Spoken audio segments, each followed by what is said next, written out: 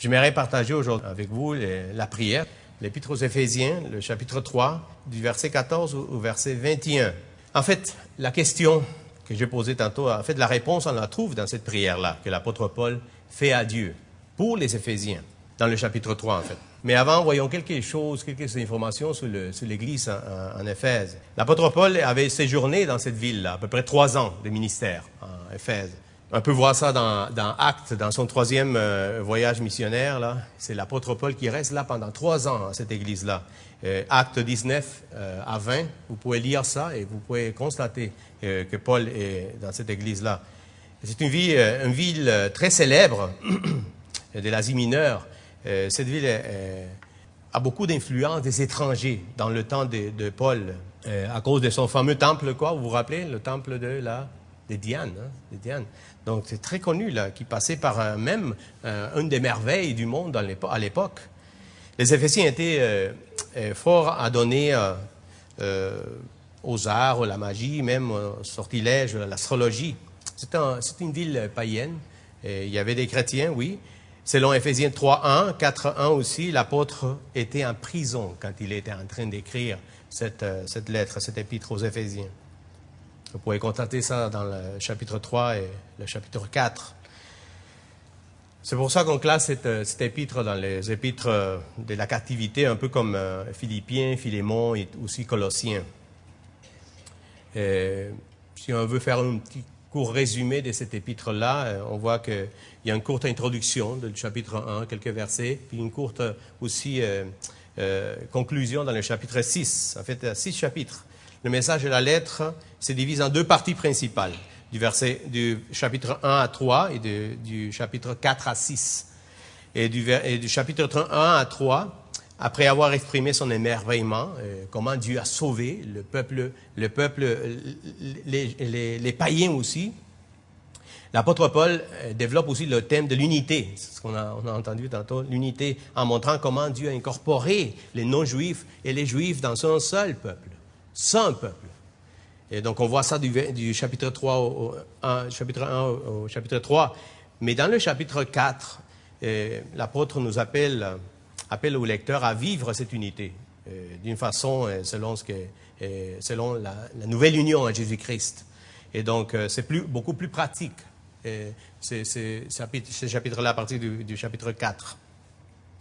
Et pour illustrer l'unité du peuple, l'apôtre emploie 3 images, celle du corps, l'Église dont Jésus est la tête, et celle de l'édifice dont Jésus est la pierre de l'angle, et celle du couple où Jésus est l'épouse, l'Église étant l'épouse de Christ. Donc, c'est 3 images qu'on voit. Mais on voit d'autres passages aussi qui sont très connus dans cet épître-là. Et je pense que vous connaissez très bien le passage de Éphésiens de 8 à 9, qu'on utilise beaucoup pour l'évangélisation. Car par grâce vous êtes sauvés, par le moyen de la foi, et cela ne vient pas de vous, c'est un cadeau, c'est un don, un cadeau, c'est un don de Dieu. Ce n'est pas par les œuvres pour que personne ne se glorifie.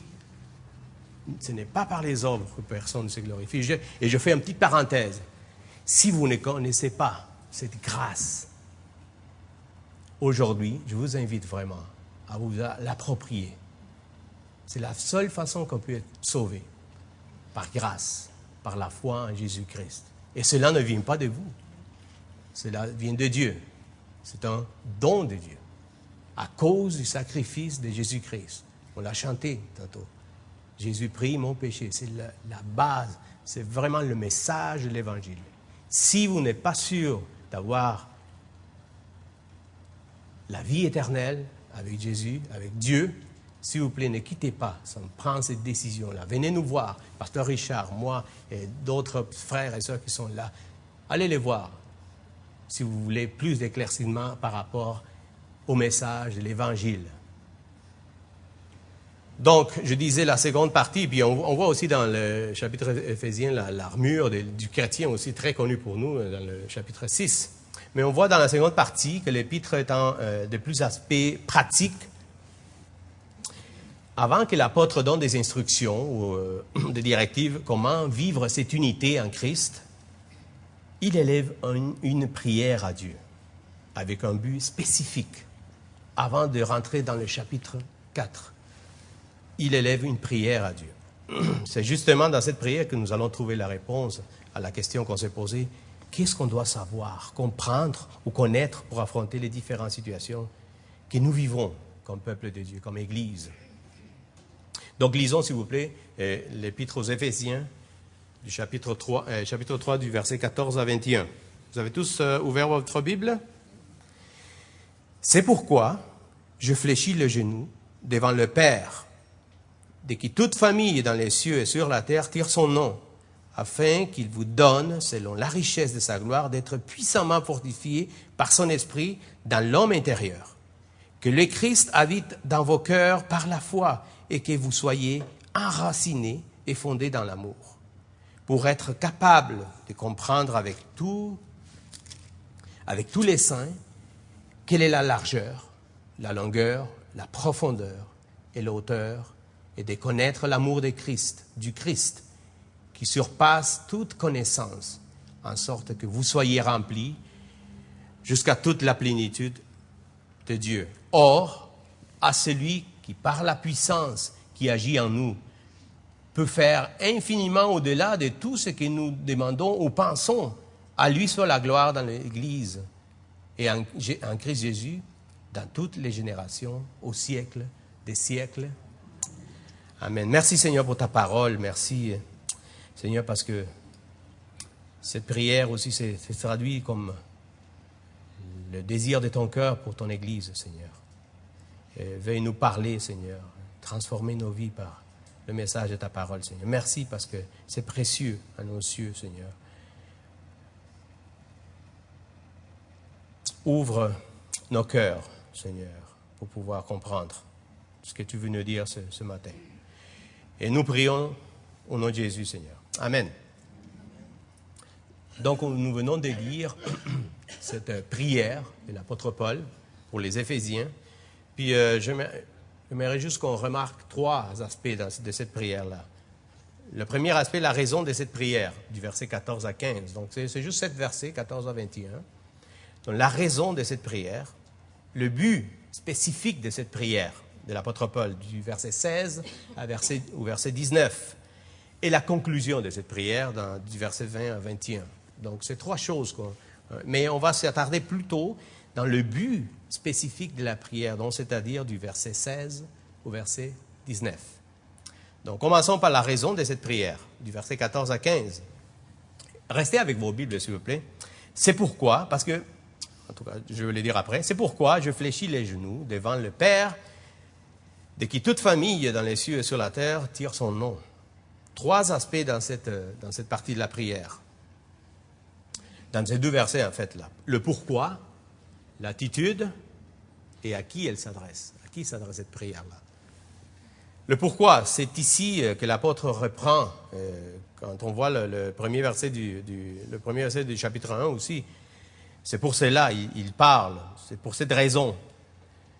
Et il introduit à cause du mystère. En fait, il fait en parenthèse le mystère de Dieu. Comment il a sauvé aussi les païens par l'Évangile. C'est là l'expression à cause de cela qui se réfère au chapitre 2 aussi, où il décrivait que les païens avaient été par nature et ce qui était devenu par l'union, qu'est-ce qui était devenu par l'union en Christ. Et tout cela pousse Paul à prier pour qu'il puisse toujours vivre dans cette pensée. Et on voit aussi l'attitude de Paul. Je fléchis les genoux. Pourquoi Paul mentionne ça? Je fléchis les genoux. D'ailleurs, quand il était en train d'écrire cette lettre, peut-être il n'était pas en genoux. Ou peut-être oui. Mais il dit, je fléchis les genoux. Ça montre vraiment, il veut montrer vraiment l'attitude de son cœur. C'est pourquoi je fléchis les genoux. Les pharisiens étaient habitués à prier debout. Et Paul était l'un d'eux, là, auparavant. Donc, avec cette expression, je fléchis les genoux, il montre vraiment sa dépendance, son changement de cœur aussi envers Dieu. Son attitude. En fait, nous pouvons être dans un lit d'hôpital et en même temps prosternés devant Dieu, dans notre cœur. C'est vrai? Nous puissions être sur une chaise roulante, mais avoir une attitude. Fléchis les genoux, je fléchis les genoux devant Dieu. À terre même devant Dieu. Parce qu'on est vraiment dépendant de lui. Donc l'efficacité de la prière ne dépend pas de la posture physique du corps. Mais ça montre notre attitude envers Dieu. C'est important, l'attitude. C'est comme l'enfant qui, la maman dit, reste. Assis-toi, puis l'enfant, il ne veut pas s'asseoir. Je te dis, assis-toi 2 fois. Il reste debout. Je te dis la 3e fois. Et vous savez, les parents, vous savez, quand c'est la 3e fois, c'est que quelque chose va arriver après la 3e fois. Puis là, l'enfant, il s'assoit, mais il dit dans sa tête, je suis assis, mais dans mon cœur, je suis debout. Donc, tout dépend de l'attitude du cœur. C'est vrai? Tout dépend de l'attitude du cœur. Et c'est vraiment dans ce sens-là que l'apôtre Paul dit, je fléchis les genoux. Devant qui? Devant le Père. Par contre, nous avons un exemple frappant de notre Seigneur devant son Père. Vous vous rappelez, en Gethsémani, il se jeta la face contre terre lorsqu'il pria à Gethsémani. On a un exemple frappant de notre Seigneur Jésus. En fait, c'est notre exemple. Dans tout aspect, dans tout sens, notre Seigneur Jésus. Aspect de dépendance à son Père. Mais il était Dieu. Mais il dépendait à 100% de son Père. Il pliait les genoux devant son Père. Et devant le Père, il dit, la prière s'adresse au Père, selon l'enseignement de Jésus même. Vous vous rappelez les disciples qui demandent à Jésus dans l'évangile de Luc, dans le chapitre 11, les disciples demandent à Jésus, enseigne-nous à prier. Il leur dit, quand vous priez, dites, quoi? Père, que ton nom soit sanctifié, que ton règne vienne. On peut aussi voir cet exemple dans l'évangile selon Matthieu aussi. Père, que ton nom soit sanctifié. Mais un aspect aussi à la fin de ce verset-là, de qui toute famille dans les cieux et sur la terre tire son nom. Dans un sens général, frères et sœurs, Dieu est le Père de l'humanité entière, étant le Créateur, comme dit dans Actes 17, 28, versets 28 et 29. Dans un sens plus restreint, Dieu est le Père de tous les croyants, vu qu'il les a engendrés pour faire part de la famille spirituelle. Comme dit Galates 4, 6, c'est très clair ce verset-là. Et parce que vous êtes des fils, Dieu a envoyé dans nos cœurs l'esprit de son Fils qui crie « Abba, Père, notre Père ». D'une manière unique, Dieu est le Père de notre Seigneur Jésus-Christ. Le Fils et le Père étant égaux. Et Jésus dit dans Jean 5, 18, les Juifs cherchaient d'abord, à cause de ça, à le faire mourir parce qu'ils disaient que Dieu était son propre Père. Se faisant ainsi lui-même égal à Dieu, en disant qu'il était son Père. En fait, le titre de Père, nous comme chrétiens, on l'acquiert à cause de Jésus-Christ. C'est lui qui est venu vraiment avec ce langage, notre Père. C'est lui qui nous a sauvés. Nous sommes devenus ses enfants. Voyez quel amour le Père nous a témoigné, le Père encore, pour que nous soyons appelés enfants de Dieu. Et nous le sommes. Si le monde ne connaît pas, c'est qu'il ne l'a pas connu. C'est qu'il ne le connaît pas. Dieu ne sont pas des enfants de Dieu. C'est juste ceux qui ont témoigné de l'amour du Père. Tous les hommes ne sont pas des enfants de Dieu par nature. Ils sont au contraire enfants de quoi? De désobéissance et de colère. Dans Éphésiens 2, il parle, Paul. Dieu créateur est le Père de tous les hommes. Dieu sauveur n'est le Père que de ceux qui croient en lui. Dieu le sauveur. Mais à tous ceux qui l'ont reçu, il a donné le pouvoir de devenir quoi?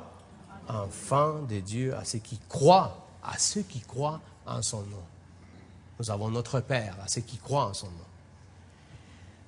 Donc là, tout de suite, on a vu vraiment à qui se dirige cette prière-là, dans quelle attitude diriger cette prière-là.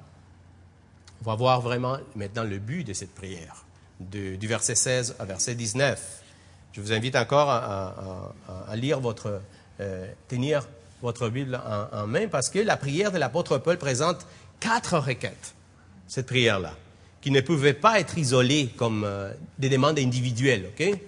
C'est 4 requêtes. Chacune des requêtes conduit à la suivante, de façon progressive, pour arriver à un but principal dans cette prière-là. C'est particulier la prière particulière la prière de Paul. C'est 4 aspects, 4 requêtes, mais une après l'autre. Verset 16, voyons le verset 16. « Afin qu'il vous donne, selon la richesse de sa gloire, d'être puissamment fortifié par son esprit dans l'homme intérieur. » Premier aspect, être fortifié par l'esprit. C'est ça la prière de l'apôtre Paul. Être fortifié par l'esprit. Cette prière est centrée sur l'aspect spirituel de l'homme intérieur et non aux besoins matériels du corps. C'est vraiment l'affaire intérieure du cœur. Il n'est pas mauvais de prier pour des choses matérielles ou physiques, mais dans cette requête, l'accent est mis sur l'aspect spirituel du croyant. Paul sait que l'homme intérieur, si l'homme intérieur est conforme à Dieu, il va prendre soin de l'aspect extérieur. Okay? Un peu comme on parlait de la tenue vestimentaire tantôt. Paul sait que si l'homme intérieur est conforme à Dieu, il va prendre soin de son aspect extérieur. C'est vrai, c'est logique. Trop de nos prières se portent, de mes prières se portent que sur des besoins physiques et matériels. Et on néglige des fois les besoins tellement plus profonds du cœur. Donc, demandons à Dieu qu'il nous aide dans notre être intérieur. C'est là que se trouvent nos plus grands besoins. C'est là que se trouvent nos plus grands besoins, l'aspect intérieur de nos cœurs. Et la présence du Saint-Esprit dans le chrétien est la preuve du salut. On peut tous savoir ça. Si quelqu'un n'a pas l'Esprit de Christ, il ne lui appartient pas. C'est la preuve, le Saint-Esprit dans le chrétien. La preuve du salut. Dans Romains 8, 9, on peut voir ça. Mais la puissance de l'Esprit est disponible pour la vie chrétienne. Et cette puissance, c'est ce que Paul désire pour nous, comme chrétiens. Paul désire que cette puissance soit une réalité dans la vie de nous, comme Église. Et cette puissance-là, selon ce verset 16, est donnée selon la richesse de sa gloire. Christ est retourné dans la gloire. Et de là, il a envoyé le Saint-Esprit à son Église, à son peuple, pour habiter et donner la puissance. Nous sommes témoins de cela. Si vous lisez le livre des Actes des Apôtres, vous allez voir comment le Saint-Esprit agit de façon incroyable dans les croyants, les apôtres, mais surtout sur les croyants aussi. Je vous invite vraiment à lire d'un bout à l'autre le livre des Actes des Apôtres et vous allez voir, plusieurs l'ont appelé le livre des Actes du Saint-Esprit, parce que c'est vraiment le Saint-Esprit qui agit dans le... On peut voir déjà dans le chapitre 1, là, déjà dans le verset 8, on voit « Mais vous recevrez une puissance, celle du quoi? Celle du Saint-Esprit survenant sur vous. » C'est la puissance du Saint-Esprit dans la vie de nous, de nos cœurs, que s'adresse cette prière, que l'apôtre Paul prie, pour que cette puissance soit une réalité. Être fortifié, avoir la force en l'esprit. Un autre aspect, dans le verset 17, que le Christ habite dans vos cœurs par la foi et que vous soyez enracinés et fondés dans l'amour. Que Christ habite dans les cœurs par la foi. Que le Seigneur habite dans votre cœur par la foi. Paul utilise 3 images pour faire comprendre cette idée de la profondeur spirituelle, en fait. 3 verbes, habiter, enraciner et fonder, dans ces versets-là. Habiter, le verbe habiter, signifie littéralement établir et se sentir chez soi, à l'aise. Il prie pour que Christ soit à l'aise dans votre cœur, il puisse avoir une place, non une relation superficielle, mais dans une communion toujours plus profonde. Mais dans quelle place le Seigneur a dans notre cœur, dans mon cœur? Est-ce qu'il est à l'aise ou il est assis dans un coin, là, dans un petit fauteuil? Quelle place il prend dans nos cœurs? Dans mon cœur.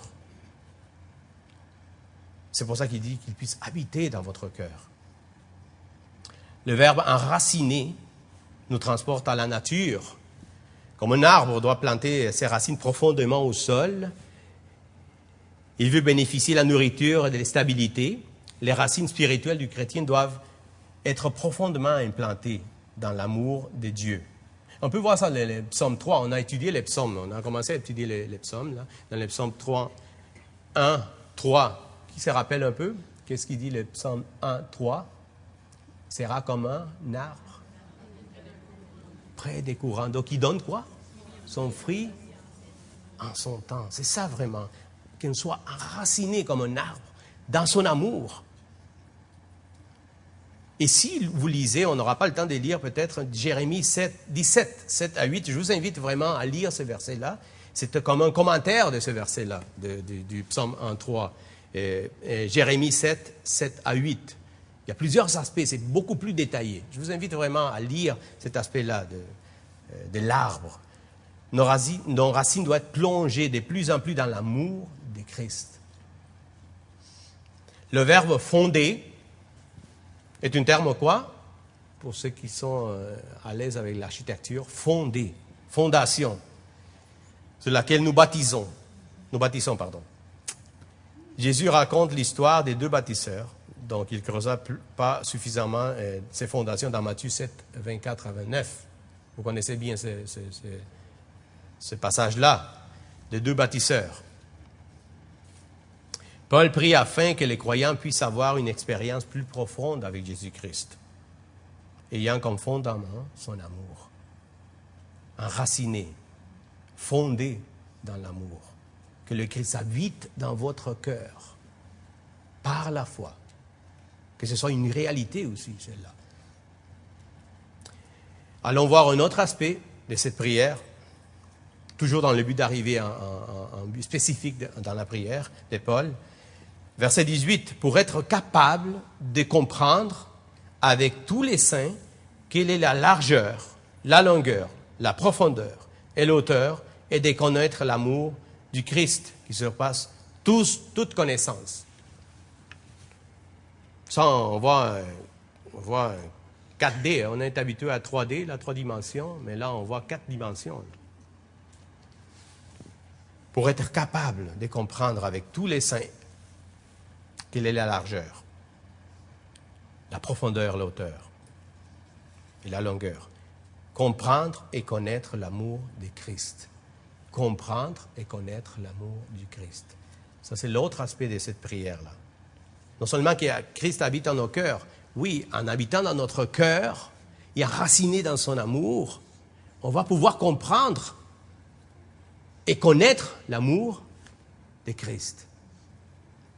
Déjà, l'apôtre Paul met un accent sur l'amour dans cet épître-là, dans le verset 1, 4, il dit « En lui, nous a élus avant la fondation du monde pour que nous soyons saints et sans défaut devant lui dans son amour. » Et dans le verset 4 du chapitre 2 aussi, « Mais Dieu est riche en miséricorde et à cause de son grand amour dont il nous a aimés. » Comprendre l'amour de Christ. Maintenant, Paul prie pour que nous puissions comprendre les dimensions de l'amour de Christ. Et il est clair qu'il vise l'aspect individuel, mais aussi l'aspect en Église. Si vous voyez dans ce verset, il prie, étant enraciné et fondé dans l'amour, nous soyons capables de comprendre et remarquez bien, avec tous les saints, les dimensions de l'amour de Dieu. Il dit, afin de comprendre avec tous les saints.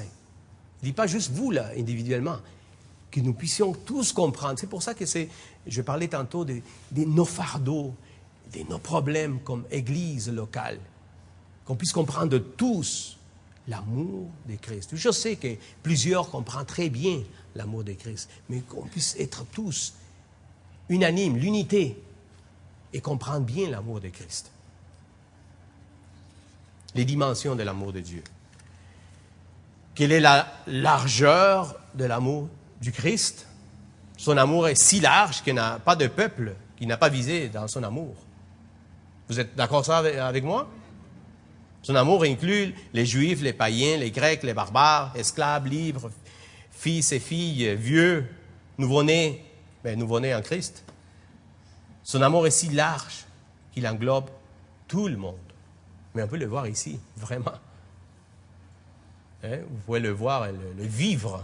On a cette... on parlait dans la réunion d'anciens ce vendredi-là, on a cette richesse vraiment de voir représenter tant des nations ici, tous ensemble.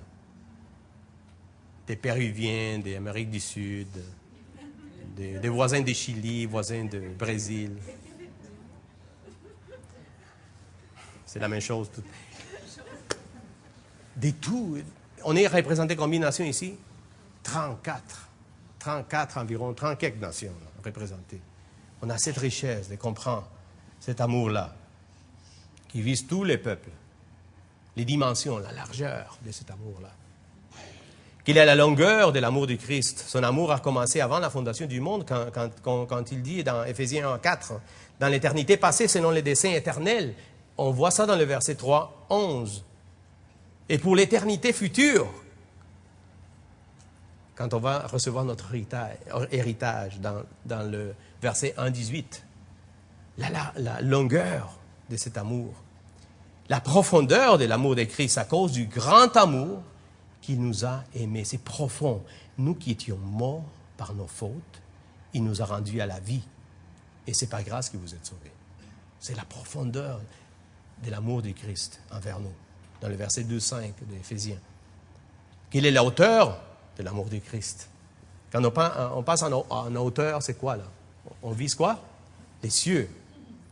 L'amour si haut qui nous ressuscite ensemble et nous fait asseoir dans les lieux célestes en Christ Jésus.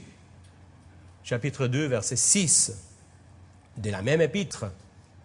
Bien au-dessus de toute principauté, autorité, puissance, souveraineté, dans la même épître, verset 21 du chapitre 1. Et écoutez bien ça, mes frères et sœurs. La largeur, la longueur, la profondeur, la hauteur. Mais un amour qui surpasse quoi? Toute connaissance. Toute connaissance. Pourtant, il dit que nous pouvons le connaître, mais pourtant, il dit que ça surpasse toute connaissance.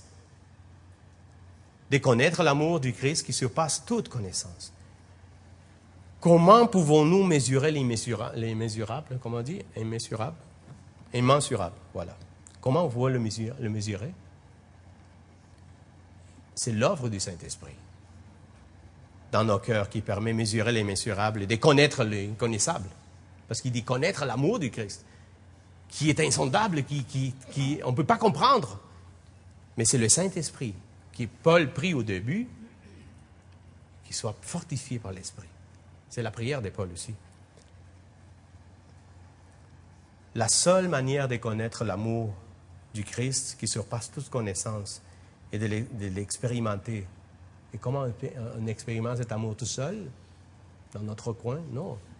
En famille, en église, on peut expérimenter cet amour-là. Et on peut être témoin de cet amour-là. Il nous a sauvés des différentes situations, des différents peuples, des différentes manières.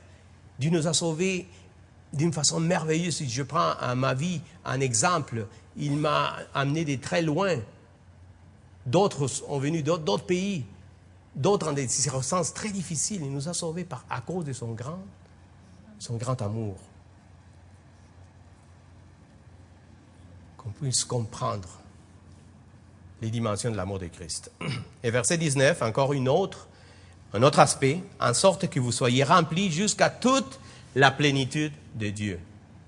C'est ça vraiment le but de cette prière, en sorte que vous soyez remplis de toute la plénitude de Dieu, à cause de son amour, être remplis de la plénitude de Dieu. Je ne comprends pas vraiment. Qu'est-ce que ça veut dire être rempli de toute la plénitude de Dieu? Est-ce que je peux dire je suis rempli de toute la plénitude de Dieu? Mais c'est pourtant le but vers lequel nous allons. Vers la perfection. Comme Paul dit, de progrès en progrès dans notre vie. On est en train d'être sanctifié dans notre vie chrétienne. Aller de plus en plus pour remplir cette plénitude de Dieu.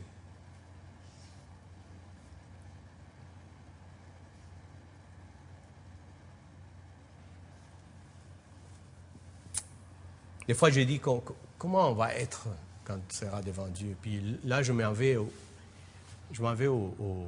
chapitre 2 de la Genèse, quand il dit « Et Dieu créa l'homme et la femme à quoi? À son image. » Avant le péché. Avant le péché. Il le créa à son image, en communion parfaite avec Dieu. J'imagine ça, là. Il n'y avait pas de péché, là.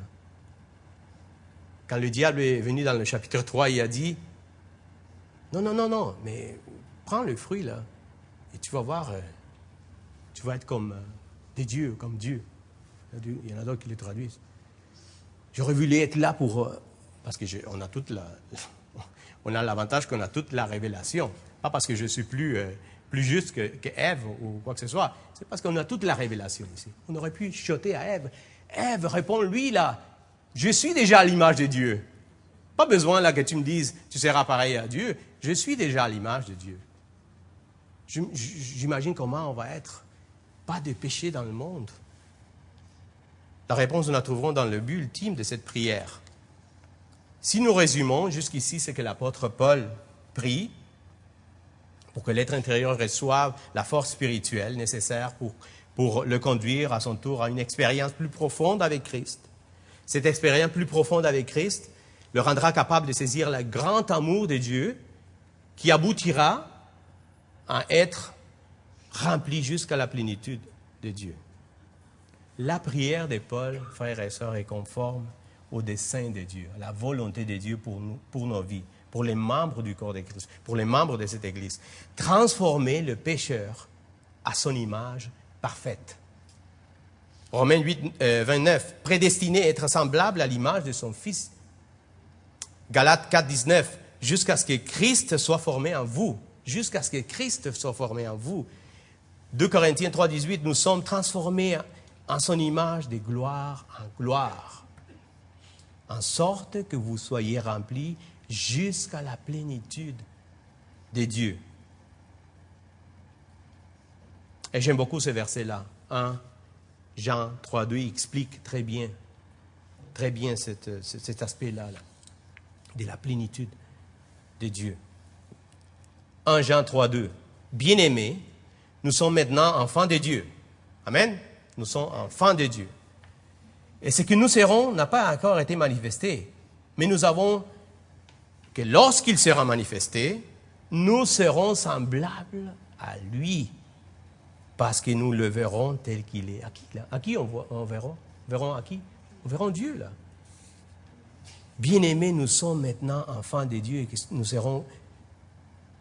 Il n'est pas encore manifesté ce qu'on va être, mais nous savons que lorsqu'il sera manifesté, nous serons semblables à lui, parce que nous le verrons tel qu'il est.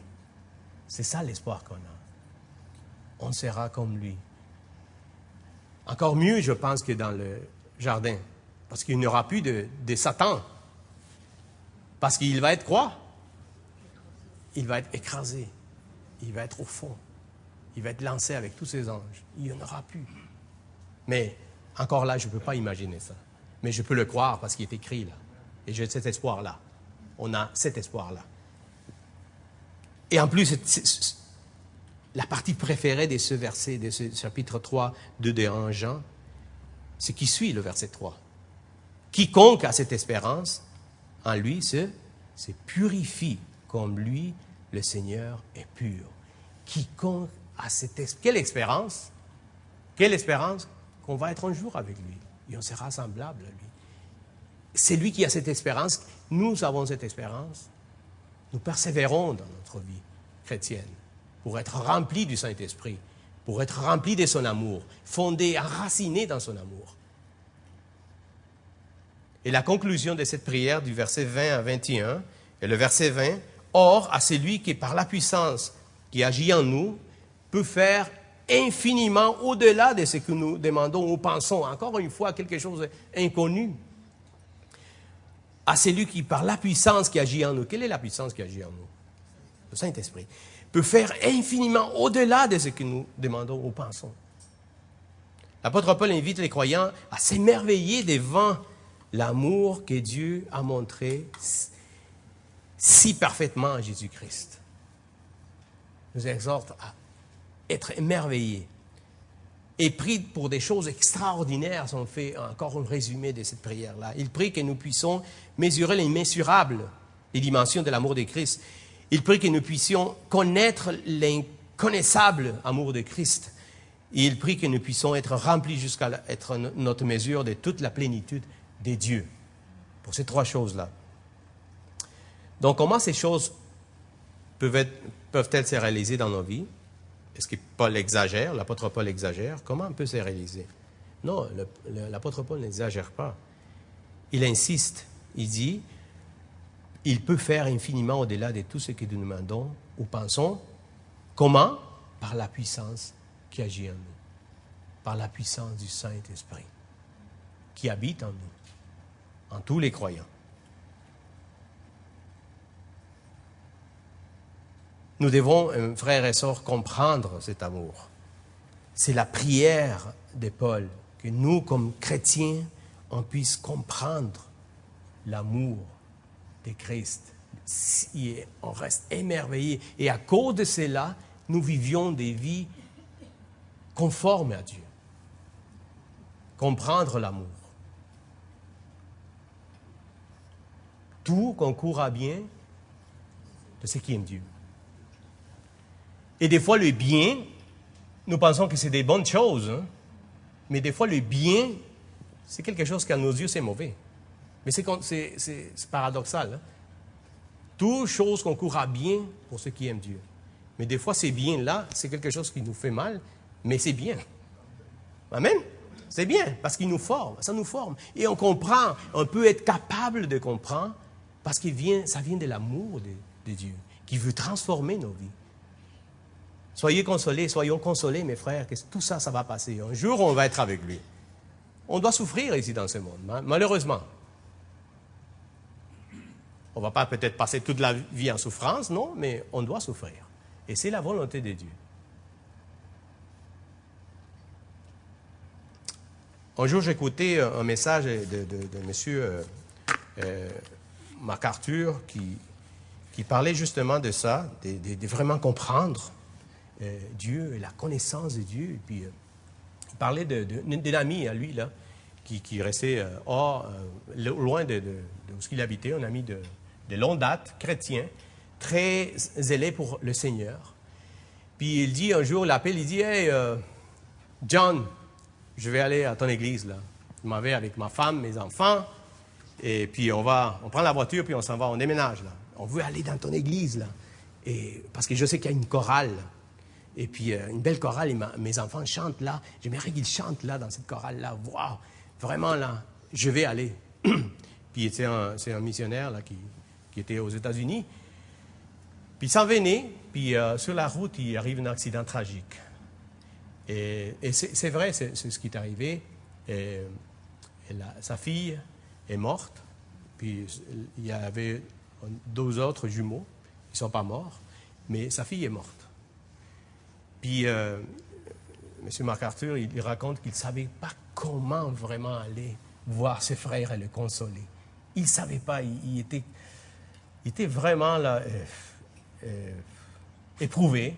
Il y avait beaucoup de peine, mais en même temps, il ne savait pas comment parler. Des fois, ça nous arrive, hein? Des fois, comment consoler un frère ou une sœur qui a suivi une perte. Puis, enfin, il prend courage, il va le voir. Il va le voir, il dit, bon, je ne sais pas quoi te dire. Puis son ami, il dit, tu sais, John, je ne sais pas comment on dit en anglais, là, Juan. Je ne veux pas te vexer, mais il était très zen. Mais je voulais que ma fille aille dans une chorale. Mais tu sais, maintenant, elle est dans une meilleure chorale que la tienne. Il est avec les anges, il chante à ses dieux éternels. Et au lieu de consoler à son ami, lui a été consolé par lui. Parce qu'il comprend l'amour de Christ. Parce qu'il comprend la volonté de Dieu dans nos vies. Et l'apôtre Paul finit cette prière, il dit, « La gloire donc n'est pas à nous, mais à Dieu. » Et il le dit très clairement dans le verset 21, et j'aimerais qu'on finisse avec ce verset-là. Et peut-être on pourrait commencer du 20. « Or, à celui qui, par la puissance qui agit en nous, peut faire infiniment au-delà de tout ce que nous demandons ou pensons, à lui la gloire dans l'Église, qu'on peut traduire, qui est en Jésus-Christ, dans toutes les générations au siècle des siècles. Amen. À lui soit le Dieu puissant est là, et le Dieu trinitaire est là aussi. À qui la puissance? À Dieu le Père. Dans l'Église, en Jésus-Christ, Jésus-Christ est là. Or, à celui qui, par la puissance, quelle puissance? Le Saint-Esprit. À lui soit la gloire au siècle de siècles. Amen.